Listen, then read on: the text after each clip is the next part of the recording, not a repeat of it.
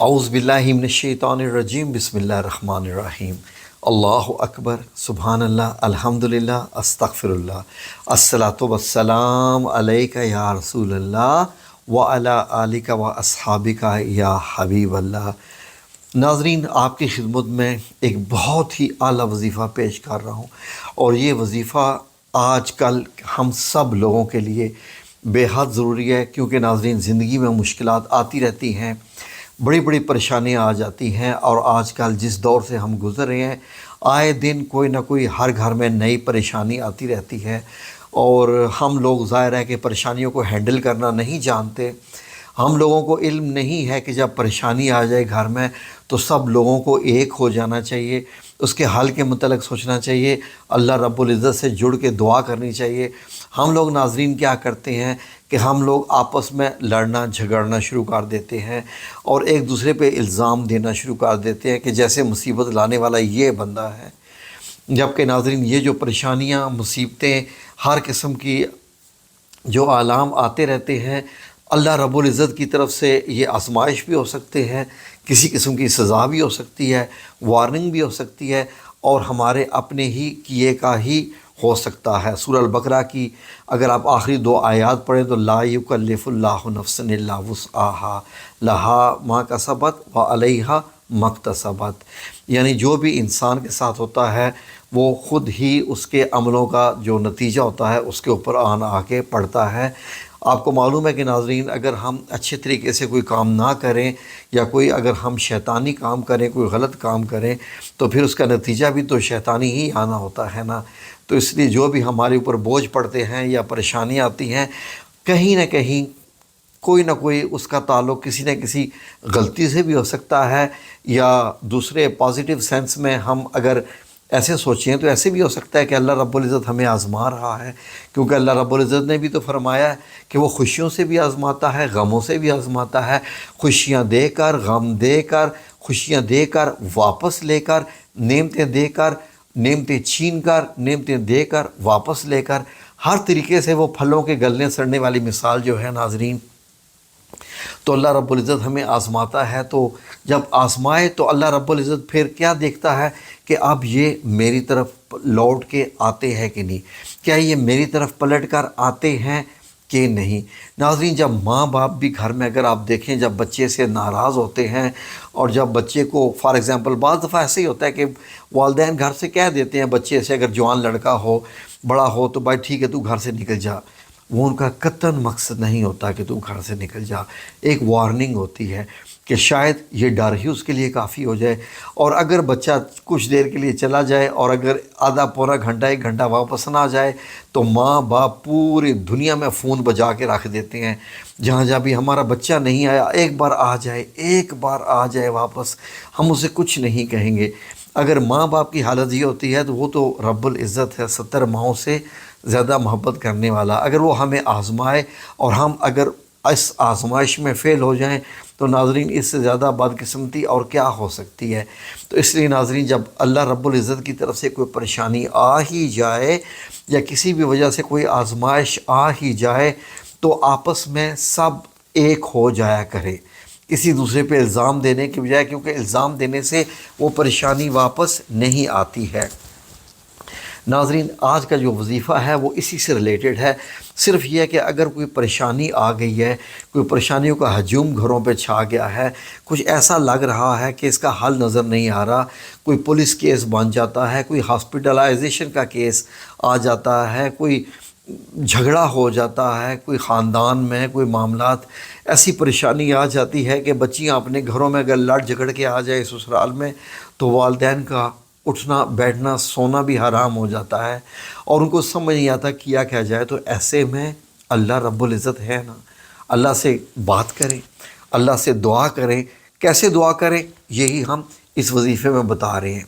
یہ ناظرین اسی لیے یہ وظیفہ ایسا ہے کہ اس میں کسی نماز کی قید نہیں ہے، اس میں کسی وقت کو خاص نماز کی بھی قید نہیں ہے، بس آپ کو کرنا کیا ہے، یہ وظیفہ کرنے سے پہلے خواہ صبح کریں، دوپہر میں کریں، یا شام مغرب کے بعد کریں، عشاء کے بعد کریں، اپنے وقت کے مطابق کریں۔ جب بھی آپ کا دل کرتا ہے، اور اگر تہجد کی نماز میں کریں تو وہ تو کیا ہی بات ہے، اس سے تو بڑھ کے کچھ بھی نہیں ہے۔ لیکن یہ وظیفہ کرنا کیسے ہے ناظرین؟ یہ وظیفہ آپ کو صرف 3 دن کرنا ہے، ٹھیک ہے؟ 3 دن کر لیں، چاہے تو 7 دن کر لیں، چاہے تو 11 دن کر لیں۔ جتنا زیادہ وظیفہ کریں گے اتنا ہی فائدہ آپ کو ہوگا، لیکن کم از کم 3 دن ضرور کریں، اور اگر 7 دن کریں تو اس کا اثر بہت جلد ہونا شروع ہو جائے گا، بہت جلد۔ کرنا کیا ہے ناظرین؟ Very simple.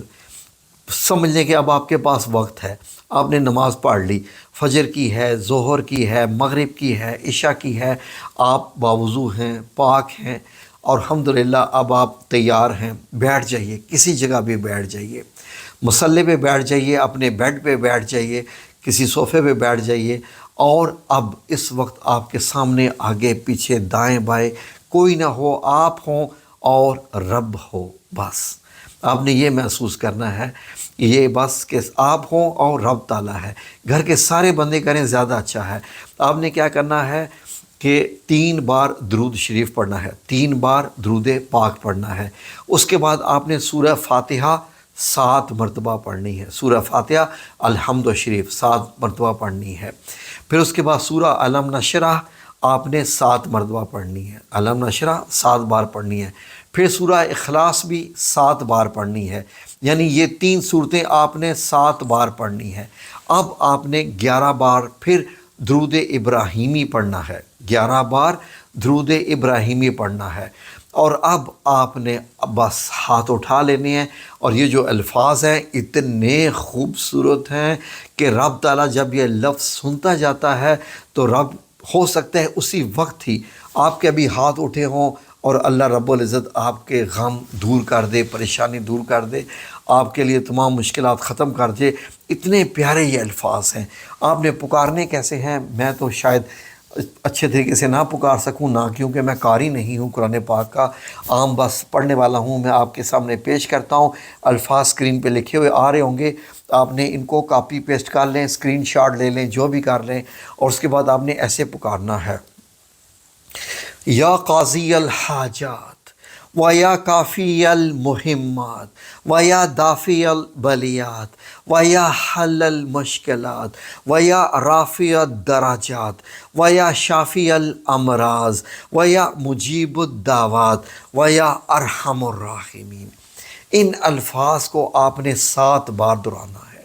ان پورے الفاظ کو۔ اتنے خوبصورت ہیں یہ الفاظ، اتنے خوبصورت ہیں یہ الفاظ، آپ سوچ بھی نہیں سکتے کہ اللہ رب العزت نے کتنے کتنے خوبصورت یہ الفاظ بنائے ہیں۔ جیسے یا قاضی الحاجات، کہ ہماری ہر قسم کی حاجات ہیں، جو بھی سارے معاملات ہیں، یا رب العزت تو ہی فیصلہ کرنے والا ہے، تو ہی ان کا نچوڑ نکالنے والا ہے، تو ہی ان سارے معاملوں کو حل کرنے والا ہے، سب کچھ تیرے سامنے ہے، تو سب کچھ جانتا ہے۔ پھر وہ ہے وَيَا کافی المہمات، یعنی کہ تو ہی ہمارے کافی، تو ہی ہمارے ہر قسم کے مہمات، یعنی سب مسئلوں کے لیے تو ہی کافی ہے۔ جتنے بھی جھگڑے ہیں، جتنے بھی مسئلے ہیں، تیرے پاس ہی ان کا حل ہے، تو ہی ان کو حل کرنے والا ہے۔ وَيَا دَافِعَ الْبَلِيَّاتِ،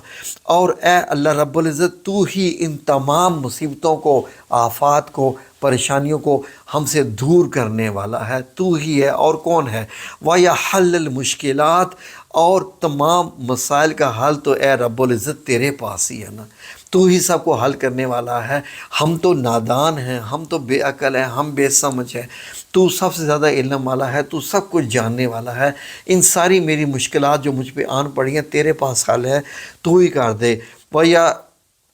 رافع الدرجات، اور اے درجات کے بلند کرنے والے، یعنی ہمارے بھی درجات بلند کرنے والے، ہمارے رتبے بڑھانے والے، ہمیں عزتیں دینے والے جی۔ وَيَا شافی الامراض، اور بیماریوں میں بھی شفا دینے والا تو ہی ہے نا۔ یہ دیکھیں اب اس میں بیماری کا بھی معاملہ آ گیا، کتنے خوبصورت الفاظ ہیں جی۔ وَيَا مجیب الدعوات، اے دعاؤں کو قبول کرنے والے، جب آپ یہ کہہ دیتے ہیں نا یا مجیب الدعوات کہ تو دعا قبول کرنے والا ہے، اب وہ کیسے قبول نہیں کرے گا جب وہ ہے ہی دعا قبول کرنے والا، وہی جو شافی الامراض ہے کہ تمام بیماریوں میں وہی جب شفا دینے والا ہے، اور جب اینڈ پہ آپ کہہ دیتے ہیں وَيَا أَرْحَمُ الرَّاحِمِينَ، اور اے سب سے زیادہ رحم کرنے والے، آپ نے تو اللہ رب العزت کے اس دعا کے کرنے کے بعد اللہ رب العزت کو جیسے ایک دم اپنے لیے تیار کر دیا کہ اب اللہ رب العزت کہے گا کہ مجھے اتنے الفاظ سے یہ بندہ پکار رہا ہے تو میں اس کا کام کیوں نہ کروں۔ 11 بار کیجئے، آنسو بہائیے، آنسو تو آپ کے خود بخود ہی نکلیں گے، کیونکہ آپ پھنسے ہیں، آپ پرابلم میں ہیں، پریشانی میں ہیں، اور اس کے ساتھ ڈسکس کر رہے ہیں پریشانی جو کہ اس کائنات کو چلا رہا ہے، ہماری پریشانیاں تو اس کے آگے کوئی چیز ہی نہیں ہے۔ تو کتنا پیارا آپ کو وظیفہ دے دیا، اور اینڈ پہ پھر نبی کریم صلی اللہ علیہ وسلم پر آپ 11 بار درود پاک پڑھ دیجئے، بے شک 11 بار آپ صلی اللہ علیہ وآلہ وسلم بھی کہہ دیجئے، کافی ہے، اور آپ کا کام ختم۔ اب یہ دیکھیے اللہ رب العزت کیسے آپ کے حق میں بہتر کرے گا، انشاءاللہ آپ خود حیران ہو جائیں گے۔ آپ کے سامنے جیسے ہوتا ہے نا کہ بال کی طرح نکال لینا کسی سے، اللہ رب العزت آپ کے مشکلات کو ایسا حل کرے گا کہ آپ کو پتہ ہی نہیں چلے گا۔ اور یہ الفاظ کی طاقت اتنی ہے، یہ عربیوں کا بتایا ہوا ہے، عربی لوگ یہی دعا کرتے ہیں۔ آپ خانہ کعبہ میں بھی جائیں یہی دعا ہوگی، پورا رمضان میں آپ کو یہی دعا ملے گی۔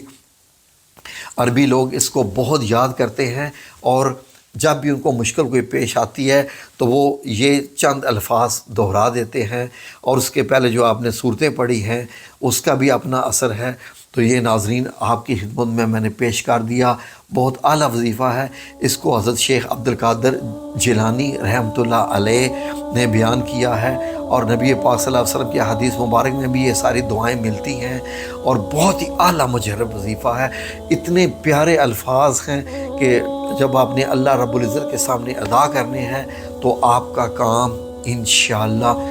مجھے نہیں امید کہ دنوں میں ہو، گھنٹوں میں ہوگا، گھنٹوں سے زیادہ مجھے امید ہے منٹوں میں ہوگا، منٹوں سے زیادہ مجھے امید ہے سیکنڈوں میں ہوگا انشاءاللہ باذن اللہ تعالیٰ۔ کیجئے اور اپنی زندگی میں آرام لائیے۔ دعا جب آپ اللہ سے مانگتے ہیں تو اللہ کو بڑا پسند ہے، اس لیے ان دعاؤں کو یاد کر لیجئے۔ جزاکم اللہ خیر۔ اللہ پاک آپ سب لوگوں کو اپنی حفظ و امان میں رکھے، ہر پریشانی سے دور رکھے، آمین یا رب العالمین برحمتک یا ارحم الراحمین۔